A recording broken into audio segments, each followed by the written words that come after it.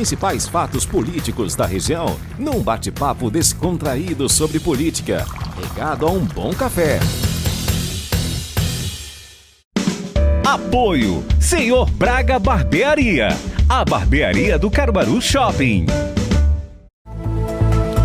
Muito bem, gente. No ápice, o ato do ex-presidente Jair Bolsonaro ontem na Avenida Paulista, em São Paulo, reuniu 185 mil pessoas, segundo o monitor do debate político no meio digital da Universidade de São Paulo.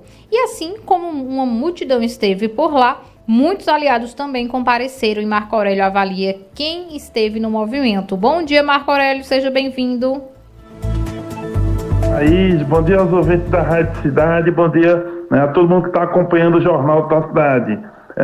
Olha, Laís, ontem foi um dia tão esperado, sabe, Laís, tão aguardado, justamente, por todo o Brasil, inclusive, direita, esquerda, quem até não gosta de política, sabe? Porque a convocação do ex-presidente Jair Bolsonaro para a Avenida Paulista, ela teve algumas nuances muito específicas. Primeiro, é que ele pediu para não haver nenhuma outra manifestação no país inteiro. Era exclusivo a questão para aquele lugar, para a Avenida Paulista de São Paulo. Se nessa convocação do público ele deu fez alguns pedidos, algumas diretrizes. A primeira é que o pessoal não levasse cartazes contra quem quer que fosse. Isso foi um pedido específico de Bolsonaro. A segunda questão, ele pediu muito que durante as falas, as manifestações, eles fizeram uma questão muito importante também. Eles fizeram, digamos assim, uma organização das falas, sabe, Laís? Eles não queriam que ninguém que pudesse fazer alguma fala mais contundente contra o judiciário acabasse de algum modo tendo acesso ao palanque. E isso foi muito organizado, muito bem organizado, inclusive, ontem pelo comando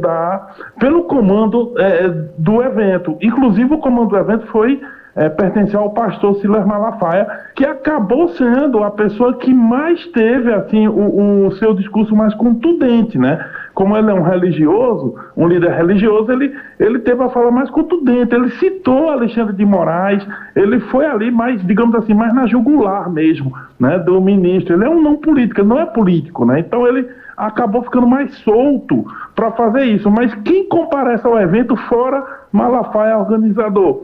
Isso é importante, porque Bolsonaro queria uma foto com a massa, mas também queria recuperar, manter, aliás, seu prestígio político no campo da direita. E olha, ele foi bem atendido, de certo modo.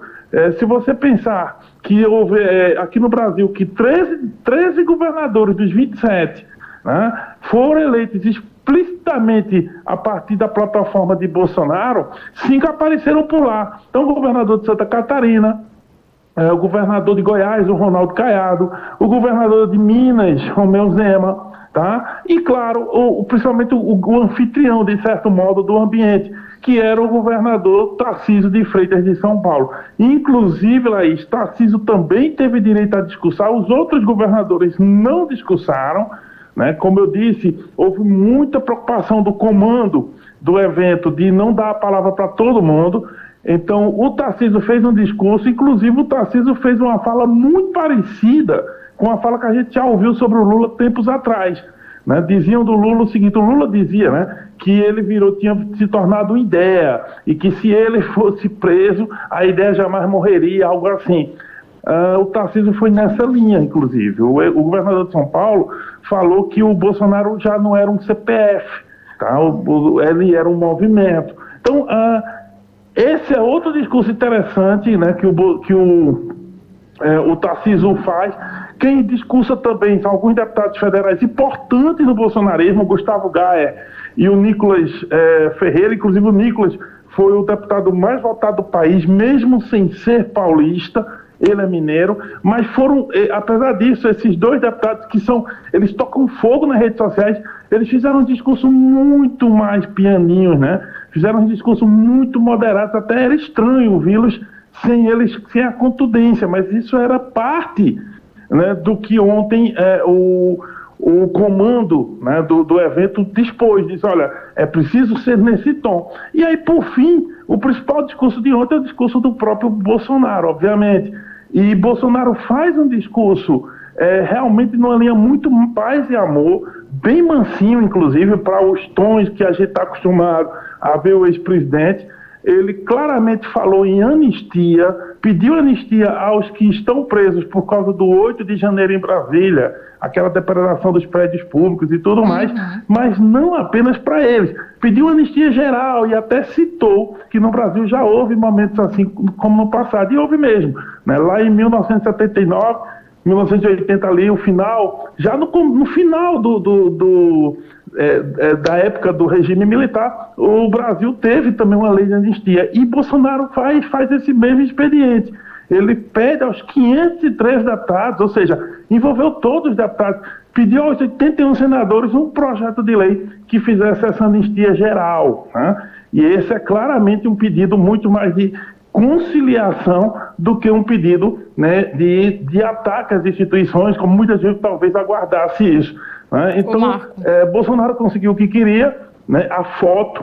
Bolsonaro conseguiu manter a sua hegemonia no campo da direita, porque isso é uma preocupação também de Bolsonaro e do seu entorno, né? Ele não perder, Laís, o seu comando da direita brasileira, porque aquilo, se ele começa a perder importância de algum modo, né, não há vácuo na política, então outros podem aparecer, e também evitou uma fala mais contundente que pudesse ser interpretada pelo judiciário ou pelos seus adversários políticos como uma afronta.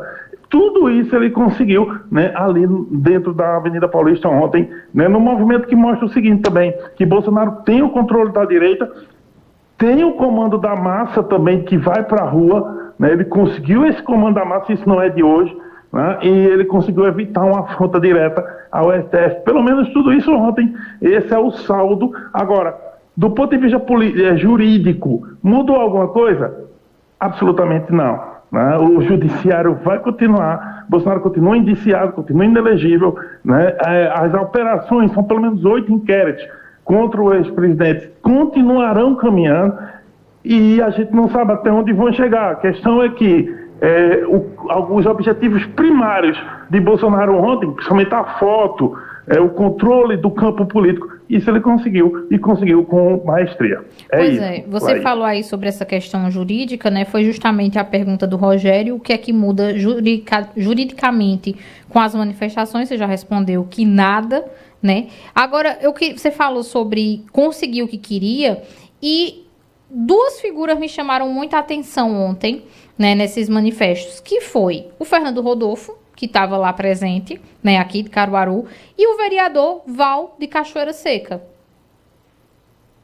Boa. Aí vamos para os desdobramentos internos, né? Porque é interessante, sabe, Laís, cada pessoa, quando estamos no campo político, cada pessoa tem seu objetivo, né? Não é exatamente o mesmo, né, dos principais atores do processo. Para Bolsonaro é aquilo que eu falei, mas vamos lá. Como ele tinha o controle, ele conseguiu mostrar que ele é o grande líder da direita no Brasil e também é um líder de massas, que poucas pessoas podem fazer uma convocação no país e reunir tanta gente, ou reunir muita gente. Então, Bolsonaro continua sendo essa estrela, tá, do processo político no campo da direita como um todo. E aí a associação a Bolsonaro pode render dividendos, mesmo Bolsonaro fora do poder. Por isso que a gente viu, né, nos últimos tempos, principalmente, ele foi eleito pelo PL, mas durante a eleição não se coligava tanto. Mas pós-eleição, depois do resultado das urnas e da situação em Caruaru, e principalmente quando ele começou a perceber que poderia ser candidato, ou seja, pré-candidato a prefeito de Caruaru. No caso do Fernando Rodolfo, né? Ele foi modificando o seu discurso, se aproximando mais ainda de Bolsonaro. Já se anunciou pré-candidato com Bolsonaro, inclusive vídeo com ele, e foi para a manifestação. Ele está de olho nesse campo de 83, acho, mais de 80 mil votos, Laís, que Bolsonaro teve na cidade.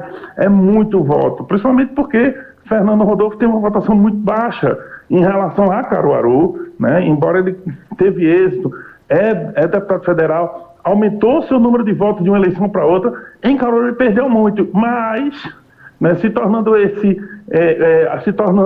o nome bolsonarista aqui na cidade, isso pode lhe dar muitos dividendos. Então ele tem feito, né, tem se aproximado, rezado na cartilha de Bolsonaro, e aquele momento de ontem não poderia deixar passar batido, né? Inclusive de Pernambuco, para te dar uma informação importante, todos os 4 deputados federais do PL foram, e não só do PL, a Clarissa Teste do PP foi também. Dos 5 deputados estaduais do PL, 4 foram, só não foi um, o Nino de Badoc, que é um deputado do PL, que é o menos bolsonarista. Ele realmente está no PL, mas ele não faz não vai muito na cartilha bolsonarista. Esse é o que mas é humorista, Marco Aurélio? Ele estava em peso, né? É isso. Esse Nido Badoc é o que é humorista? Pois não? Esse do Badoc que você falou que é deputado é o que é humorista, não, né? Não. É outra pessoa, não, né?